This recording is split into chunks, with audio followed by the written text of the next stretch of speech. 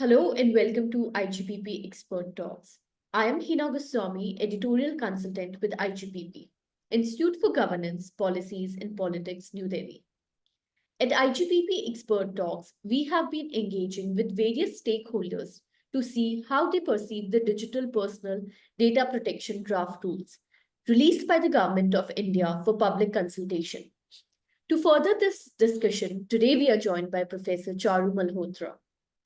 Professor Charru Malhotra is faculty and lead coordinator at the Center of E-Governance, Indian Institute of Public Administration, New Delhi, where she plays a pivotal role in shaping the future of digital governance in India.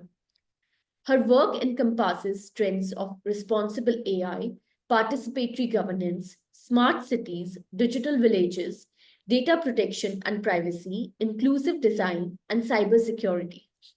Welcome to IGPP Expert Talks, ma'am. Thank you, Heena. Thanks for inviting me. It's always a pleasure to interact with all of you at IGPP. Thank you so much, ma'am. So I want to begin and by requesting you to briefly give your initial remarks on the draft DPDP rules. Okay, Heena. I think everybody on this earth in India is talking about these rules, which are really important. Why they are important? Because for the first time, we've got an act which is referring to or which is safeguarding the well-being of individuals on our soil. And also, I mean, it's giving, these rules are actually giving more control to the individual, whom we now onwards call as data principals, over their personal data. And also, I think the purpose of these rules was always to make sure that the act itself stays simple, subtle, as they're calling it, and whatever changes or whatever nitty-gritties they wanted to add, they put these in rules. So we had Act, which came 23rd August 2023, and now we have these rules which came on 3rd January this year. Also, I think these rules are adding on to obligations on industry, or I can say body corporates or data fiduciaries, to handle data more responsibly. So now there is a clear, clear set of safeguards that they are expected to comply with. And as a result of that, these rules are going a long way to protect the privacy of individual, to safeguard the security of that data, to support innovation and national security. Because when you would go into these rules, you would find that startups have been exempted, so that innovation is not stifled by too much of compliance burden. And national security is safeguarded because some of the institutes get exemption to use data or to individual data for the sake of our country. Also, there is a clear framework thanks to these rules which have come up. And this clear framework is going to act as a reference point for all the businesses and make them more aware about safeguarding consumer rights while being on a journey of making profit. So these are some of the key highlights of these rules for which we need to celebrate them. Also, the compliances which are expected to be implemented once we are able to roll them out after February 18th process is very important, because these 22 DPDP rules are going to focus on breach detection and reporting within a stipulated period, which is 72 hours. It's going to talk about compliances by data fiduciaries to delete the data, particularly e-commerce, social media, and online gaming platforms, to delete the personal data within 3 years after giving sufficient notice, 48 hours, in advance to the individuals. Third important aspect which I want to celebrate in these rules is the consent management and mandatory verifiable consent, especially through parents and legal guardians for children and for people with disabilities. If you would have understood and gone deeper into it, the compliance burden on significant data fiduciaries is also increased by annual DPIAs, data processing impact assessments and audits, which must be done, and presence of data, DPOs, data protection officers, etc. Plus, these rules have come up with clarity on cross-border data transfers, that how should the personal data transfer outside India. So I think these 5 points are off the cuff. I can celebrate and can, you can use them to summarize DPDP rules like you asked me. So the new draft rules require companies to inform data principals and data protection board about every breach, but the industry suggests that this would cause unnecessary panic and suggests that there should be a threshold for such reporting. Do you believe that this is a reasonable concern from the industry side, or is it merely a case of sweeping the problem under the rug to avoid accountability? Listen, it is for the first time we are getting an explicitly worded compliance expected by data fiduciary, when the rules say, rule number 3 says that it should be a clear notification, it should be standalone, there should be no cross-reference, and data principal should be able to give their consent in clear manner to ensure transparency and trust is established between data fiduciary and data principal. Yes, to certain extent, information overload will happen on users because I could be on n number of platforms and I'm getting notifications from all of them. But trust me, privacy or security always comes at the cost of convenience. Okay. And I mean, for long, all this was I agree, very fine print. And it was being used as a window also to take the gullible data principal for a ride. Now, when this embargo has come on data fiduciaries to the advantage of data principal, it's not the end of the day. It is a work in progress, Heena. So I mean, let this implementation start. Let my data fiduciaries of my country get used to this concept of sending clear notifications, but they become more responsible about getting clear consent. And if my digital natives, as Mantriji has been saying, or as my users or consumers or citizens feel overloaded, there are mechanisms at their endpoint to switch it off or to mute those notifications. But don't take the burden of the data fiduciary to be non-ambiguous to their data principle. For once, Government of India through rule number 3 has very explicitly insisted on clear notification. So my dear data fiduciaries, don't worry about data principal having information overload situation. Trust me, they'll become more aware. They will, if there would be a need, they would mute it. If there would be a need, this could be diluted subsequently, but not at the outset. Not at all at the outset.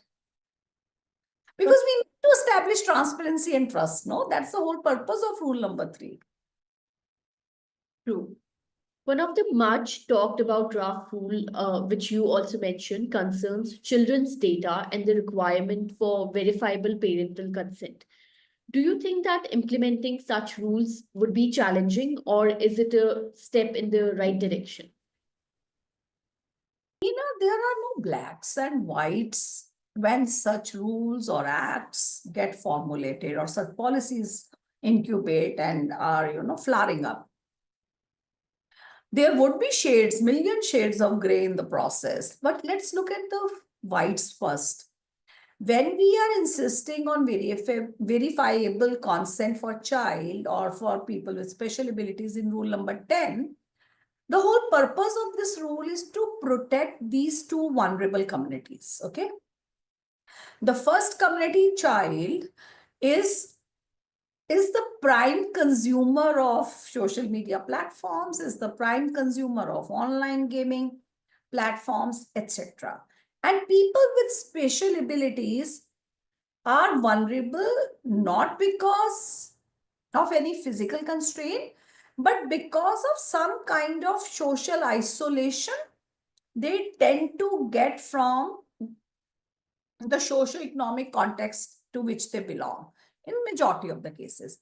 Now, the whole idea of rule number 10 is to protect these two categories, to ensure that they could, happily use social media platforms or online gaming platforms or other such e-commerce platforms uh, with some kind of safeguards exclusively for them.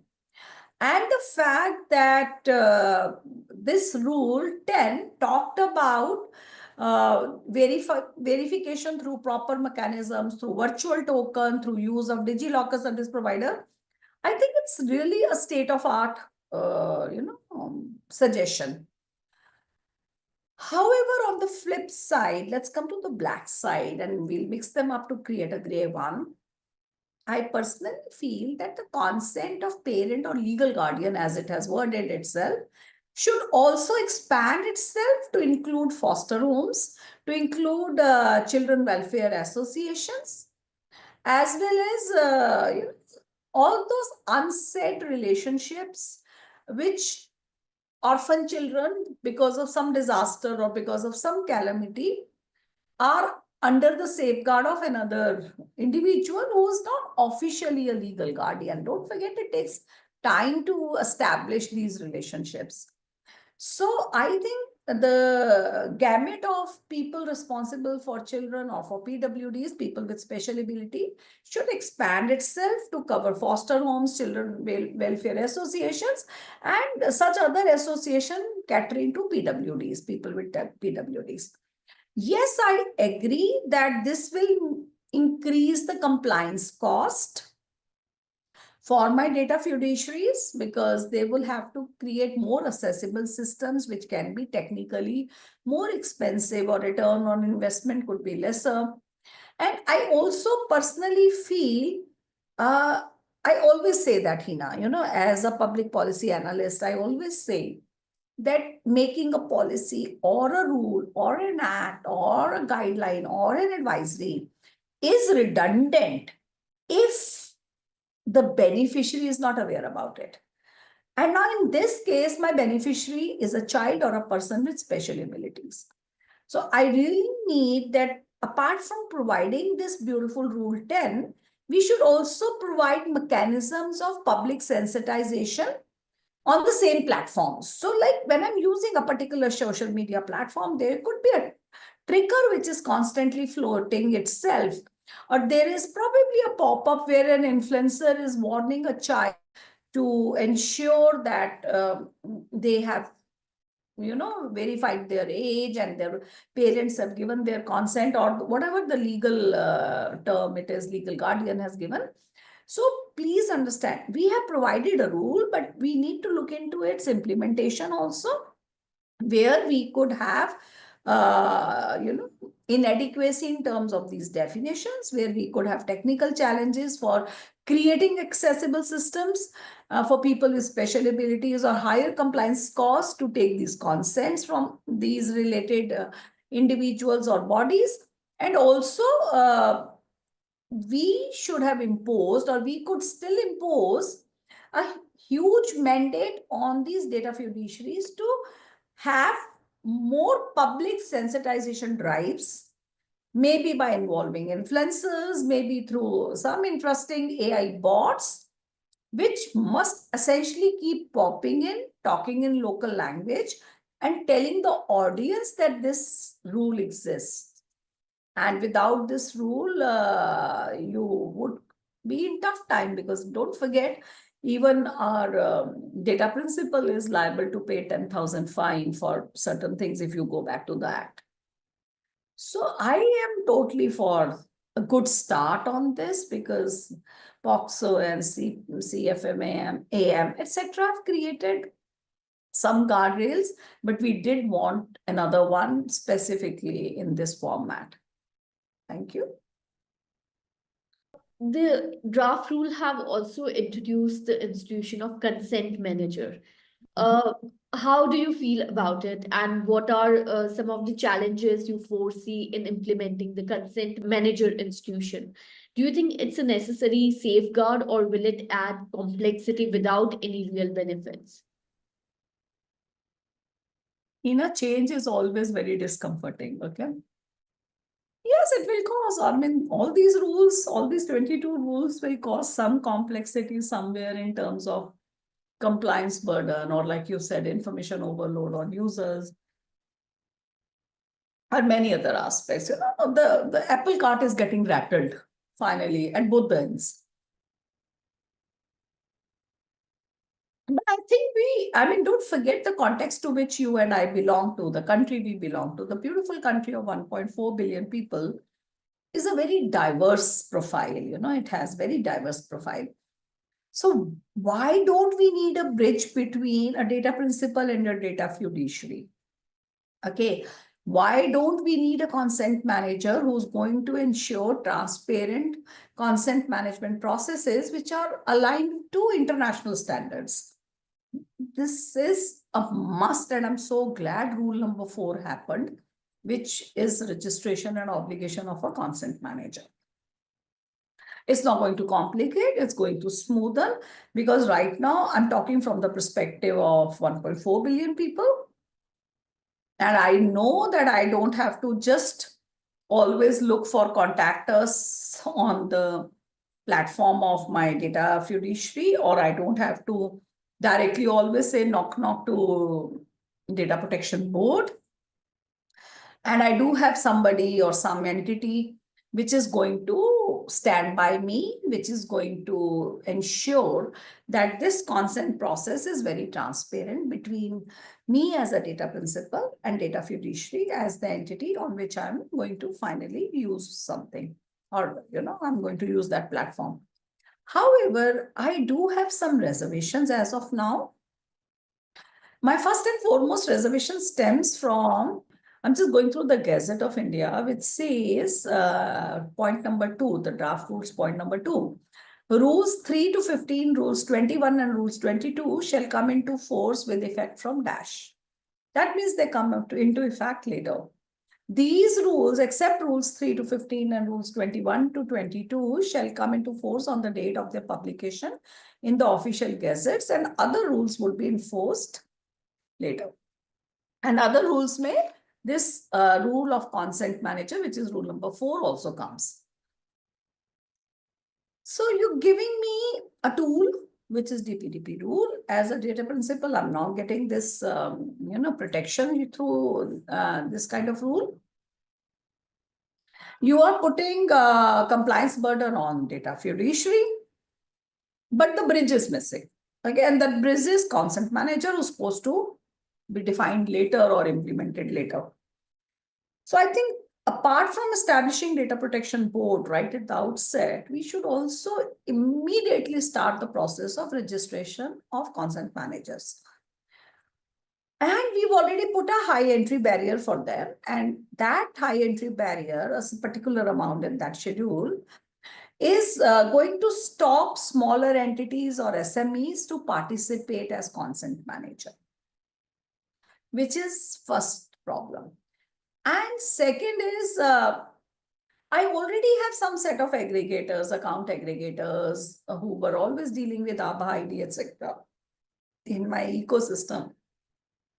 So why can't they be given a faster entry to register themselves as consent managers? Because that will stop so much, that will propel the force of implementation of onboarding consent managers. And third point which I have is that who pays to these consent managers? I mean, is it data fiduciary who would be paying for their services, or is it data principal themselves who would be paying for this? So this financial compensation should have been explicitly worded in the rules. Okay. So this operational complexity for compliance is also my concern. So my concern is not that why they have been added to the whole ecosystem, My concern is they should have been added faster. They should have been added quickly. They should have been added with lesser compliance burden. And their role should be in sync with the financial compensation, which from my perspective, you take it or leave it, should actually be an obligation on data fiduciary and not on data principal. But if you have to ask me in just one word, are they going to complicate the ecosystem? No. Their job is to act as a rapport between data principal and data fiduciary, and I really welcome this Rule 4. Thank you. Now, I want to focus a little on the Rule 14, which addresses the processing of personal data outside India, a topic that previously raised significant concerns. Do you think that this rule strikes the right balance? What is good for me could be bad for you. What is good for you could be bad for me, right?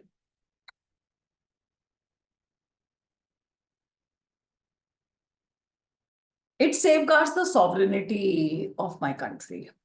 Okay. So depends who's that me. If that me is state, the agencies of the state, if that me is citizen of the country, which actually was the main focus of creating DPDP itself and the rules subsequently, this is a great addition, this Rule 14, though it was never there earlier in explicitly in DPDP Act. If you go through DPDP Act, it just says that you could interact with whitelisted countries, but this explicitly processing of personal data outside India was not there. However, it aligns comfortably with global accountability standards established by GDPR, etc. However, I think it might choke business. Now, if I come on the devil's advocate side, if I come on data fiduciary side, it might choke their operations in my country. And as a result, they might pack their bags and leave my country. So is it good for my economy? Because I want to be the third largest developed country by 2047, Vision 2047. So, I mean, such kind of provision is also going to impact multinationals. They might find this very vague, this stipulation very vague, and their operational impact could hinder their growth in my country. I personally feel this should have been coupled, or this could be always coupled up with the new Data Sovereignty Act in my country. It's been long awaited. If you recall back in PDP versions, I've written papers on each of these versions, I think. The PDP version after Meenakshi Ji's thingy, JPC was done. We did have this provision on data localization there. However, it was later dropped along with personal sensitive data. So at that point, people like you and me were saying, why you are having data localization stipulations? From where would data servers come in my country? And how would we, I mean, data centers come in my country? And how can we have data within the boundaries of my country if I do not give them infrastructure, and if I do not incubate these data centers or these cloud operations here? So both sides, we have issues, okay? Both sides. And today when it's been dropped and it just got a rule which is saying, okay, let's safeguard the sovereignty of the country and let the processing of personal data outside India be clearly understood. Yes and no of do's and don'ts of that. I would definitely have some legal impact, or I will definitely have some socio-economic impact, not socio, but economic impact in the country. But I think it's a step in the right direction, because, Heena, let's not forget, if you look at the entire geopolitics of the world, aren't these countries becoming more inwards? All of them, make America great again. China not interacting with anybody, having their own Baidus and their own, processings. where any company that has to work with China should explicitly share their codes and their data and get approvals from their ministries, whatever those ministries are called as. And now if my country is trying to put some guidelines on that, we are concerned. We should not be. I mean, we could always have a middle path. We don't want to go China surveillance path. We don't want to go a very, very liberal path of Singapore, etc. But there is always a mid lane, which India has very nicely adopted. And let's continue that journey. And this Rule 14 is in that context. Thank you. Point about, I mean, all the nations adopting protectionist policies and looking inward is really important to remember when we are putting the policies of our country to test. Now to my next question. At present, the government is the largest significant data fiduciary. What do you think should be the government's approach to handling citizens' data? This discussion has already happened more in the context of DPDP Act, where we had Section 7, Clause B of DPDP Act was like stipulating all the exemptions. And now I think second schedule of this, these rules are talking about these exemptions by this, by the state. Well, the whole idea of this, I think it's rule number 5. The whole idea of this rule number 5 for exemptions for processing or provision of services by the state is to, as it's right on the face of it, is to improve the public service delivery mechanism to ensure that lawful and transparent data use is there, and to make sure that for enjoying a subsidy or for enjoying a legal benefit or for implementation of law, the compliance on the state is very little. Okay, I mean the state, and I think if I recall, it says state and instrumentalities on in the rule number 5, right? So that is where we hear about these exemptions. Yes, I think being a part of governance in one way or another, as a capacity builder or as a researcher in governance, I personally feel this is a very good implementation to ensure that the state or the related instrumentalities to provide subsidy, benefit, service, certificate, license or permit using public funds, great. And also processing under this rule shall be done in compliance under law also. So if law is requesting or is insisting on something, even then this provision comes into picture, great. Or if public fund is to be looked into. So the whole idea is to, as I said right at the outset when we were discussing this rule, it is good. It will improve public service delivery by the state. It will not have unreasonable burden on the state to give them direct benefit transfer or related things. However, as you rightly said, government is an SDF, is a significant data fiduciary. So I think for this rule number 5, Heena, we should have got a complete new document of rules. Okay. Rule number 5 there should have been tougher audit mechanisms to ensure accountability by the state. There should have been a greater clarity on how is government to government exchange going to happen and who's accountable for that. For example, this government to government exchange is happening throughout, from Aadhaar to any other agency, or from passport, Ministry of External Affairs to the law enforcement agency, local SHOs, etc. So how would this exchange of information between government to government become more accountable? So if my data gets leaked, of an individual gets leaked in the process, who's accountable, the source or the recipient or both? Right now, attribution is very tough if you go through this rule. Okay. it is very tough, not just for G2G, but it is also not very clear for what kind of audit mechanisms are expected by state. Also, I did not like the fact that to read this rule, I had to go back and cross-refer DPDP Act and go to Section 7 because I know exemptions were very well stated in Section 7 of DPDP Act. So this is making my rules very rigid and this is making my act very rigid. You know, whenever there's a cross-reference, of a rule with an act and an act with the rule, vice versa, changing one could have a ripple effect on another. So agencies rather not touch it, which is bad because exceptions could come and refinements are required, clarity is required.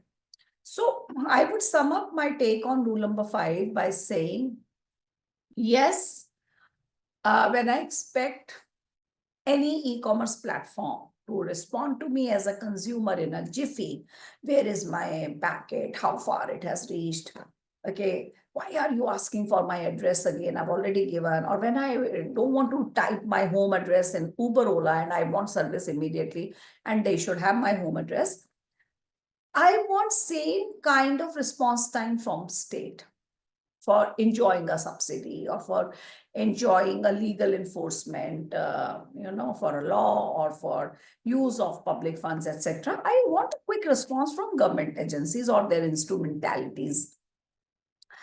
So enhancing public service delivery is definitely correlated to this exemption. However, lawful and transparent data use is still not assured because of lack of clarity of G2G interactions, because of lack of direct definitions and instrumentalities. You know, one of my dear colleagues, we were arguing about this. I was saying no definition of instrumentalities. As a professor, I don't know what do you mean by instrumentalities. He said, go back to so and so definition, it's there. I said, बाकी सारी definition इस act ने दी है, कि instrumentality की definition नहीं दी. Why? बाकी सब बताता है, रीजनेबल सिक्योरिटी सेफगार्ड क्या है वो रीजनेबल भी बता देगा कहीं ना कहीं कि उसको एंड टू एंड इंक्रिप्शन करनी है, मास्किंग करनी है, वर्चुअल टोकन्स करने हैं, पर ये नहीं बताता इंस्ट्रूमेंटैलिटीज क्या है. तो वो विंडो जो छोड़ी हुई है ना, वो भी मुझे थोड़ी सी गड़बड़ लग रही है, अच्छी नहीं लग रही है, गड़बड़ लग रही है. The intention might be very clear कि okay, everybody who drafted these rules are great eminent people, they know what is definition of instrumentalities, but so did we know the definitions of other things that you asked us to look into it when this rule is being read. So one, there is no definition of instrumentalities contained in this. Number two, no clarity on G2G, no clarity or imposition of tough audit mechanisms. And cross-reference to DPDP Act, particularly Section 7, is like making the whole thing very rigid.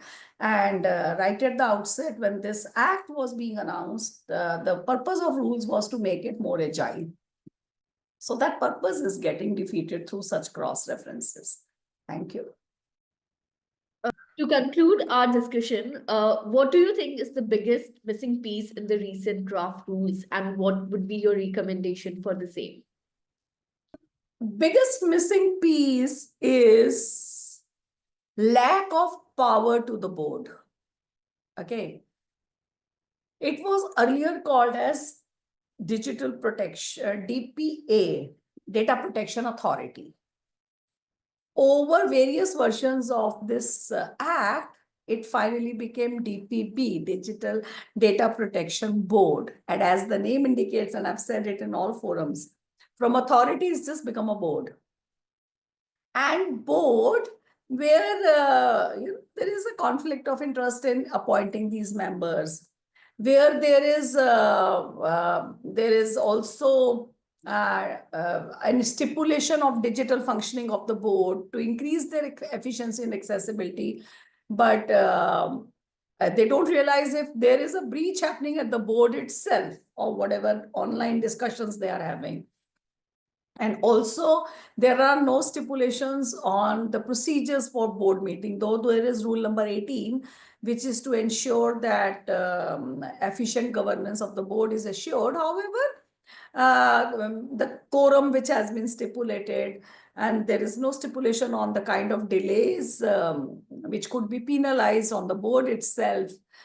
So all this is, and also there is no authority directly given to the board, okay? And retention challenges in the board for the members or the skilled workforce that they will keep as their members in this competitive market is very little. So retention challenge is high. The kind of, compensations that are coming to board in terms of financial compensation to the members is very little. There is no clarity. At one point you say they can avail CGHS, the medical benefits, etc. On the other hand, you say they'll get consolidated. So who are they? Are they government employees or are they consultants? So I think board itself, like I said, there should have been a separate document for exemptions to the state. There should be a separate document about the composition, functioning, authority of the board. And that document should also stipulate urgent actions in case board fails to respond to any extension. Like if you recall, there was a rule, there's a rule which says that they should inform to the board within 72 hours if there is a breach, remember? That is, I think, rule number 7, that intimation of personal data breach should be done to the board within 72 hours. And if the data fiduciary wants, they can ask for extension. So अब data fiduciary ने data board से लिख दिया कि मुझे extension दे दो, मैं अभी इन्फॉर्म नहीं कर रहा, तो हमें कहीं नहीं पता चल रहा कि बोर्ड उसे कितने दिन में जवाब देगा कि भैया तुझे एक्सटेंशन ग्रांटेड है. Okay, so in this loophole is there because there is no clear definition of procedural compliances that the board members have to go through. Okay. And I also feel board should not be a board. It should become an authority again. It is a very important entity for successful implementation of DPDP rules. We are looking up to board with a lot of expectations because all that we've said in the Act and all that we've said in these 22 rules depend a lot on how the board is functioning, how accessible the board is, how efficient the board is, how good is their governance, how much of audits or how much of safeguards they have taken at their own end, how much of, SOPs, how many SOPs are there for them to take an action on a particular thing.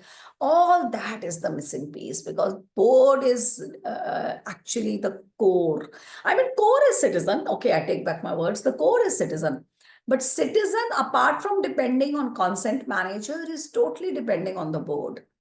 So board is its appointments, its service terms, its functioning, its procedures, its salary and service terms, its appointments. All this should have been clarified better or need to be clarified better. This, as I said, rules are still work in progress. So it's not a final, signing of their D-Day.